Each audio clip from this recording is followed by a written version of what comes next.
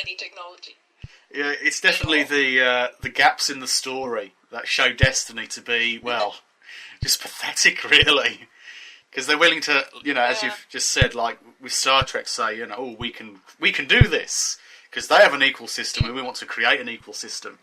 And obviously, without the technology of replicators, it's simply, well, quite literally magical thinking. So. Well, Spareman said we can always build machines. I was like, what? You can build machines? I didn't know you were useful after all. I thought you were just some little princess who liked to be worshipped. Yeah, I just try to imagine her trying to invent a replicator. It's going to be something made with little bits of woods. Little bits of wood and elastic bands, I think. Just some kind of, if it goes around, there's a hamster wheel connected, and it's connected to a clock, which makes it run backwards. It's a time machine, and it's just completely bizarre.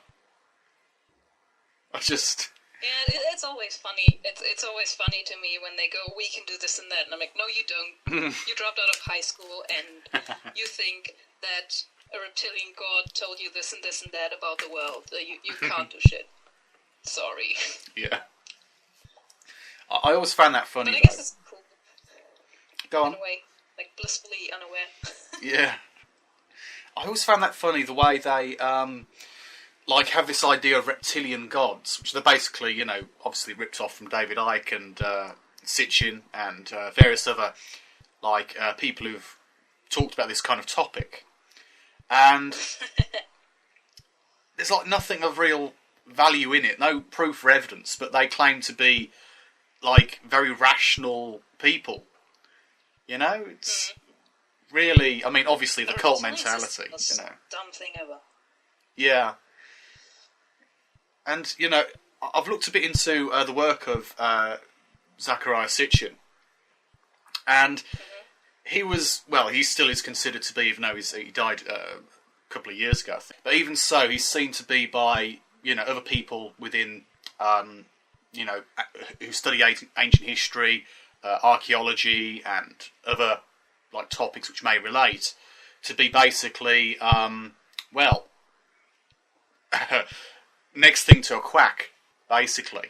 And yet, a lot of these New Age groups, they're all talking about reptilians, and they're saying, well, the proof is in this book, or the proof is from this person, that person. It's really, really stupid in the end. You know what's the fun thing? Reptilians, reptiles as creatures, they freeze into position when it's getting cold. That would be a stupid shape to take for any kind of thing trying to, be gods on Earth or whatever. When they freeze into position as soon as something freezes. Like when it's colder than, I think it was 10 degrees roughly. 10, 15 degrees when it's getting really cold. They just can't move. That's a dumb shape to pick from all the shapes that there are. It is. In fact, you'd expect them to be, perhaps some kind of mammal, wouldn't you? Or something. Maybe there's a robot. Yeah, that's far better, having a robot. You can always see it's science fiction that way. Also, when cults like that, or Destiny in that case, they make something up, you can tell science fiction by them picking humanoid shapes for aliens, because it's easier to project into for the human audience. That's true. I suppose if the history of sci-fi had been slightly different, Bernard Pullman would be saying that, the Daleks are trying to take over, or something equally as bizarre, Yeah, these are the true aliens, Yeah. They never talk about crystal beings, like in that one Star Trek thing. The crystal alien thing that invaded. I was like, wow, that's cool. And it doesn't have arms and legs and just a weird fish face or something. No one's ever invaded by that. It's too boring. Doesn't have a face. Yeah, it's. I've noticed it's the same with the Galactic Federation of Light. A lot of New Age kind of group, and they talk about a lot of the similar things. They also have the reptilian thing, right? Yeah, and they believe in good aliens and bad aliens, and apparently 2012 is still going to be the right time, and they're like a bit more pathetic for some kind of shift. They call it a vibrational shift. Like suddenly we're all going to wake up. They might have to push 2012 back a year or two. Yeah. A few of them were already saying, no, it won't be 2012, it'll be 2016. You know, and 2016 comes around, they'll say 2020, and then them and Destiny will be in agreement, but then they'll get pushed back as well. So they're not going to win. I know that much. I've seen this comic strip once with two Mayans, or however that's pronounced, looking at this calendar thing, and he's going, well, we're running out of space here, it stops at 2012, and the other guy says, whoa, someone's going to really freak out about that in a few thousand years. Yeah. Actually, it doesn't run out of space, it's just, it runs through the entire cycle, and it starts over. Yeah, I've heard that too. It doesn't really end. It just the what's it called, the long count. Yeah. Happens to have the zero mark around 2012, and it's just.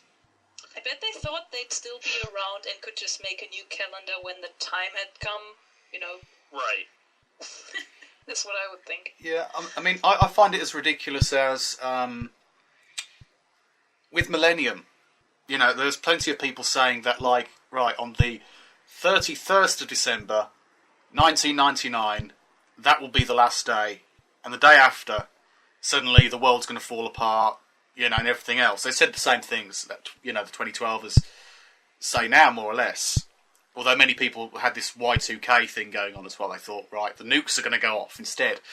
But it was still the same sort of, like, transparent logic.